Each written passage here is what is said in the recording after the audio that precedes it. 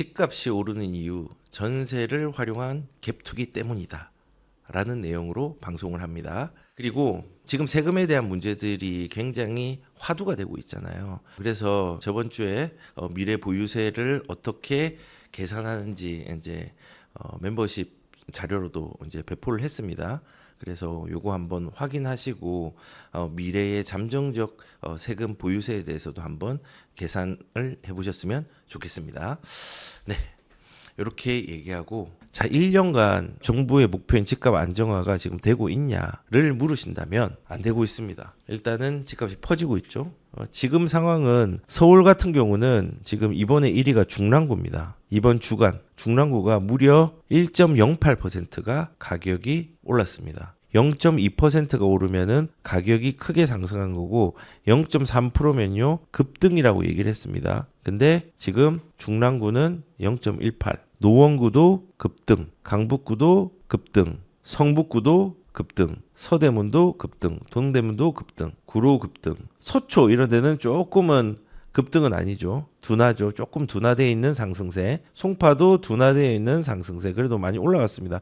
양충도 둔화된 상승세. 용산도 마찬가지. 그리고 또 이제 강남도 마찬가지. 강동은 조금 올라가 있네요. 강서도 좀 둔화되었지만은 급등세고. 공통점이 관악도 많이 먼저 뛰었죠. 먼저 뛴 건 멈췄어요. 그리고 돈이 흘러가는 게 바뀐 거죠. 그래서 실질적으로 이렇게 서울은 전체적으로 다 오르고 있습니다. 경기도도 마찬가지예요. 경기도는 동탄이 여전히 강세입니다. 거래가 그렇게 많이 되진 않지만은 1.21 올랐습니다. 그리고 수지구 0.68, 화성은 뭐 전체니까는 장안구, 영통구, 수원 쪽으로 옮겨 붙었네요. 동탄이 오르니까 권선, 장안 요렇게 또 풍선 효과가 일어났죠. 이런 식으로. 그래서 지금 시장의 가격들은 멈추진 않았습니다. 근데 지금 보시면은 강남은 극매 속출, 이게 3월달 겁니다. 서울의 고가 아파트 상승력 둔화가 뚜렷했고요. 이때는 이재명 대통령이 X, 구 트위터죠. 계속 구두로 뭔가를 할 때입니다. 뚜렷했고 지금은 둔화가 아니라 상승폭이 여기서 조금 올라와 있습니다. 그래도 아직 많이 오른 건 아니에요. 그리고 이거는 이번 주 거. 동탄은 한 달 새 6.25 올랐다. 지금 시장이요, 집값이 안정화된 게 아니라 돈의 흐름들이 바뀐 겁니다. 그래서 고가 아파트가 몰려있는 강남 같은 경우는 이런 식으로 꼬리를 내렸습니다. 근데 20억 하던 아파트가 뭐 38억, 9억에서 36억, 5억으로 떨어졌어요. 이거 떨어진 거 아닙니다. 불과 1년 전만 하더라도 이게 뭐 한 28억, 9억 하던 게 이렇게 올라 버렸잖아요. 그리고 떨어진 거예요. 이게 가격이 요렇게 가는 겁니다. 이거는 지금은 막고 있는 거예요. 그리고 송파의 S 아파트 같은 경우도 좀 고가 아파트인데 둔화가 되었죠. 근데 이게 집값이 떨어진 걸로 보이나요? 그냥 정부가 브레이크를 걸어서 잠시 둔화되었지만 이 정도면 떨어진 거 아닙니다. 이제 강남과 송파면은 상급지죠. 어떻게 보면요. 상급지는 둔화가 보여서 가격이 좀 잡힌 것처럼 보이지만요. 거꾸로 하급지 중랑의 H아파트 급등했습니다. 아직 중랑에도 움직이지 않은 데 있습니다. 노원도 움직이지 않은 데 있습니다. 근데 급등하는 데가 발생하고 있습니다. 여기는 서울의 상, 이거는 서울의 하 급지. 지금 이런 식으로 움직이고 있고요. 경기도 같은 경우는 얘는 경기도입니다. 경기도 같은 경우는 규제 지역의 수원의 영통구의 H아파트, 힐스테이트겠죠? 이렇게 지금 올라가고 있습니다. 호가도 없고 매물도 없네요. 여기는. 규제 지역의 용인의 L아파트 올라가고 호가는 더 위로 올라가 있습니다. 집값 안정화되었나요? 집값 안정화되고 있습니다. 비규제 지역은 어떨까요? 비규제 수원 권선구의 S아파트 올라가고 있습니다. 그리고 비규제 지역의 군포 3번의 R아파트 올라가고 있습니다. 매물은 없습니다. 안정화되었습니까? 저는 계속 이 얘기를 하고 싶어요.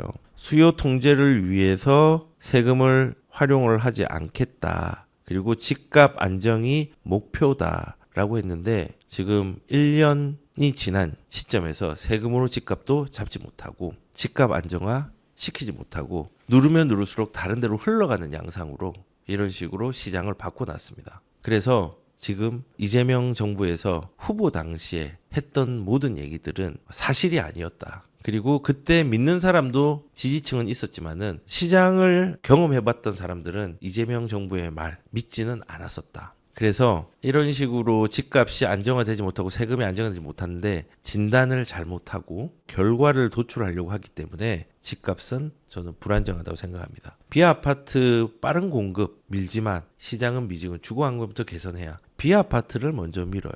비아파트 먼저 밀면 안 되거든요. 왜냐하면 아파트와 플러스 비아파트에 대해서 비아파트 공급만 빨리 밀면 뭐합니까? 숫자는 높게 나오겠죠. 근데 선호하는 수요는 아직까지 정체가 되어 있는 거죠. 진단을 잘못하고 다른 결론을 내리고 있습니다. 진단을 바로 했더라도 다른 결론으로 가려고 하고 있습니다. 빌라 살려서 전월세 잡는다. 비아파트 살리기 세법 개정의 핵심 부상했던데 이게 핵심 아니죠. 이거는 중요한 세법 개정이긴 맞지만은 사실은 요거보다 아파트 거래 지방 살리고 그 다음에 수요층 높은 데를 유통 물량들 올릴 수 있는 그런 부분들로 개정의 핵심이 돼야 되는데 이거 전혀 반대로 가고 있죠. 세금 강할수록 지방 더 힘듭니다. 그리고 오늘 총리 부동산 대토론에서도 공급 속도 높아야 비아파트 우선 제한. 어떤 사람이 이 제안을 했나 봐요. 김윤덕은 그린벨트 풀어서라도 하고 싶다. 뭐 이런 얘기를 했습니다. 결국은 잘못된 진단이 전제되기 때문에 집값이 불안정하다. 집값을 불안하게 하는 주체가 다주택자, 비거주자, 그 다음에 고가주택이 아닌데 그걸로 진단하고 그 진단에 맞는 결론을 세금으로 내고 있어서 집값이 불안해지고 있고 더 그리고 아파트의 수요에 대한 진단을 빨리 해서 거기에 대한 해결점을 찾아야 되는데 그거 말고 빨리 숫자를 올릴 수 있는 어떤 비아파트의 핵심 방향을 잡고 가는 것도 저는 문제라고 생각합니다. 비아파트 살려야 됩니다. 이건 맞습니다. 근데 이것만 하면 아니고 병행을 해야 됩니다. 그렇습니다. 그래서 이런 얘기가 있었는데 근데 사람들은 이 잘못된 진단을 믿고 있습니다. 그리고 집값이 오른 이유가 이런 갭 투기 때문에 라고 얘기를 합니다. 어떤 분이 이런 얘기를 했습니다. 여러 채 갭 투자하는 사람들이 생겨나면서 갭 투자로 버블이 생겼다라고 얘기를 합니다. 그리고 이런 버블이 끼니까 주거 사다리가 사라졌다. 뭐 때문에 갭 투자 덕분인데 모두가 꿈을 먹고 돈을 벌어서 계속 자산을 읽어왔는데 이 꿈이라는 게 아파트 상승이죠. 자산 상승인데 세금 내라니까 발작하고 여론 조성이나 하고 돈 벌고 싶은 마음으로 로또 1등 되고 싶은 마음으로 인간 탐욕 어찌겠냐. 이거 사실 집을 안 가져본 사람이 하는 말이죠. 저는 개인적으로 갭 투자하면서 지금 아파트에 버블이 생겨난 게 아니라요. 갭 투자의 증가로 부동산 버블이 생긴 게 아니에요.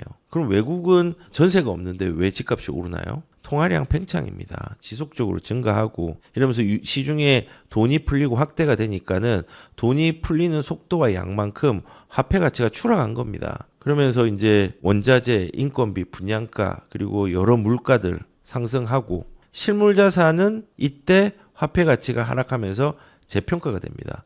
돈 많이 풀고 지금 화폐 가치가 떨어지는 속도들이 굉장히 크기 때문에 이 가격의 재평가의 조정들이 되게 크게 일어나고 있는 겁니다. 그리고 확대되고 있는 겁니다. 그러면서 안전한 자산은 우상향을 합니다.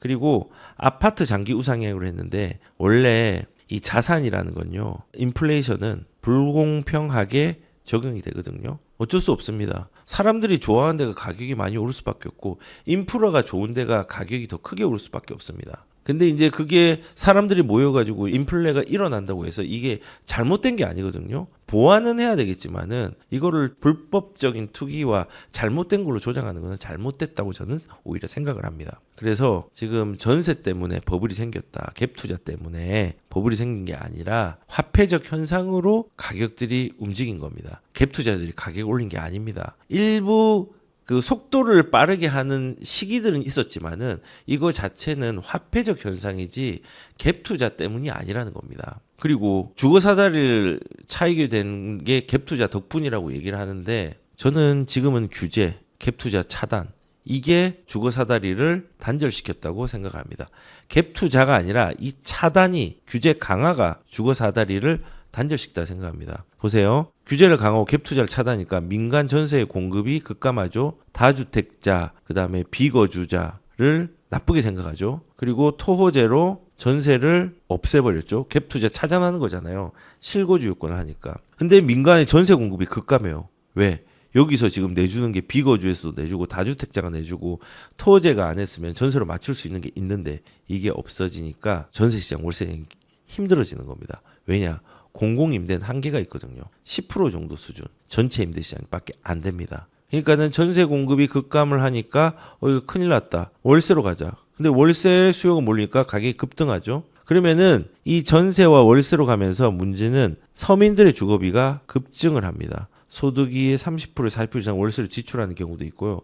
많게는 50% 이상 지출하는 경우도 이제 발생하게 될 겁니다. 그러면은 이 월세나 주거비 부담은요, 시드머니의 축적을 불가하게 만듭니다. 이게 주거 사다리를 힘들게 하는 거예요. 시드머니 축적이 불가하죠. 시드머니와 플러스 대출로 해서 내 소득의 능력으로 좋은 집을 살 수 있도록 해야 되는데, 이게 주거 사다리를 단절시킨 거지 갭 투자가 주거 사다리를 한 건 아닙니다. 그리고 모두의 꿈을 먹고 뭐 돈을 벌지 자산을 그렇게 일구어 왔는데, 꿈 먹고 자산을 키워 왔는데 세금 내는 거 발작을 한다고 했습니다. 근데 세금 내라고 발작하는 게 아니라요, 징벌적 과세가 문제가 있다는 겁니다. 우리가 모두가 자원봉사자 아니잖아요. 그리고 부동산을 하는 게 되게 쉬운 게 아닙니다. 임차 맞추는 게 되게 어렵습니다. 그걸 관리하는 거 굉장히 어렵습니다. 큰 돈이 들어와서 잘못되면은 그거 사고 날 수 있기 때문에 그것 때문에 스트레스도 받습니다. 그리고 좋은 데를 입지를 선정하기 위해서 공부도 열심히 해야 됩니다. 관리와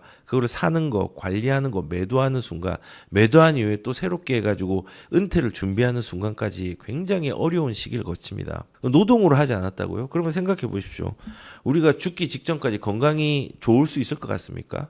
좋을 수 있죠. 근데 대부분요, 아무리 좋다고 해도 내 건강이 20대, 30대 전성기만큼의 건강으로 치부되기는 어렵습니다. 우리는 우리 전성기가 어느 사람이나 지나가기 때문에 그 전성기가 지나갔을 때에 우리는 노동이 아니라 방향으로 일궈놓은 자산으로 내 노후를 지켜야 됩니다. 그냥 집값 오르는 거 뭐 이거 너희들 투기다라고 했는데 불로소득가 아니거든요. 부동산 안 해본 사람이 불로소득이라고 얘기하죠. 그리고 임대 수익 내는 거, 그러면은 전세를 내는데 수익이 없는데 누가 전세를 내고 누가 월세를 냅니까? 안 내죠. 그렇기 때문에 사업도 수익률이 나와야 되고, 집을 재화로 이용할 때도 수익률이 있어야 됩니다. 그래야지 다주택자들이 일어나고 임대 물량들도 늘어납니다. 갭 투자들이 있어야 되는 거예요. 이제 임대인의 수익성이 악화되면은 매물 걷어들이죠. 동결효과 일어나죠. 전세 월세 전환하죠. 임대료 인상하죠. 그리고 이런 부분들이 수익성이 안 나고 세금이 올라가면은 이제 조세 정가가 일어납니다. 최종 피해는 무주택자입니다. 저도 지금 당장 어떤 생각하고 있는지 아십니까? 저도 지금 제가 내년에 이제 세입자 맞이할 집들이 지금 전세가들이 지금도 벌써 많이 올랐거든요. 근데 세금도 많이 오를 거 아니에요. 나 그 세금 어떡할까? 그 고민합니다. 근데 전세가가 올라갑니다. 이거를 월세화 시키거나 전세를 반전세를 하거나 지금 이 생각하고 있거든요. 그리고 좀 올라갔으니까 오른 걸 받겠죠? 그걸로 세금 낼 겁니다. 조세 증가 일어나거든요. 결국은 주거비 증가고 무주택자 세입자들이 피해를 많이 봅니다. 이게 포인트가 세금 낸다고 발작하는 게 아니라 징벌적 과세가 문제고, 우리가 자원봉사자가 아닙니다. 근데 사업 수익만 있는 게 아니라 공공에 기여도 합니다. 공공에서 임대 물량을 못 내잖아요. 한계가 있잖아요. 요거를 보완해 줍니다. 근데 단순히 숫자적으로 가격이 올랐다, 집값이 급등한다라는 시기에만 집중을 해가지고 다주택자, 비거주자 이런 사람을 악마화시키는 거는 저는 문제가 많다고 생각을 합니다.